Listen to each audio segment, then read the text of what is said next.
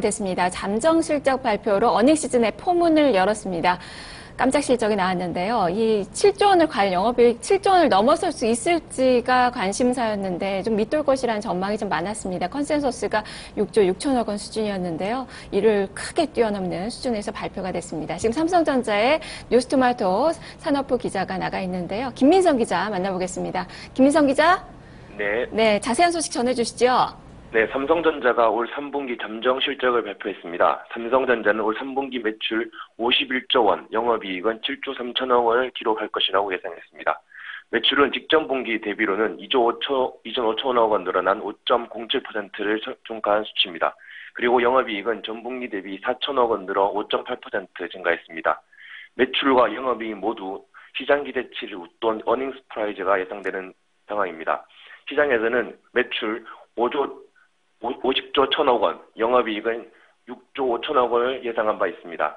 특히 영업이익은 지난해 3분기 이후 처음으로 7조 원벽을 깨면서 올해 전반적인 실적 전망을 밝게 하고 있습니다.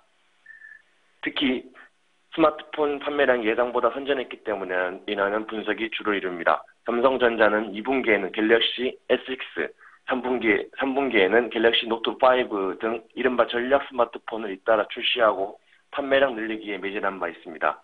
여기에 중저가 스마트폰 판매 비중이 늘면서 매출 증가에도 수익이 작게나마 보탬이 된 모습입니다. 부분별 실적이 발표되지 않았지만 IM 부분의 영업이익은 지난 2분기 2조 7,600억 원보다 비슷하거나 소폭 상회할 것이라는 전망이 나오고 있습니다. 그리고 반도체 부분의 영업이익은 지난 2분기보다 약 3%, 2천억 원 늘어난 3조 6천억 원을 기록할 전망입니다.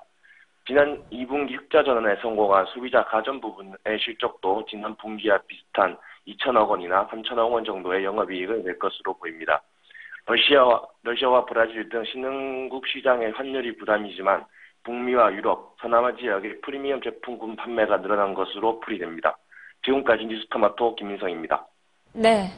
자, 김민성 기자 수고했습니다. 삼성전자 지금 다시 한번 좀 실적을 정리를 해보면 영업이익이 7조 3천억 원을 기록을 했습니다. 전년 동기 대비로 79.8% 증가, 매출액은 51조 원으로 전년 동기 대비로 7.48% 증가, 모두 매출액과 영업이익 모두 이 컨센서스를 뛰어넘는 서프라이즈 실적이 발표가 됐습니다.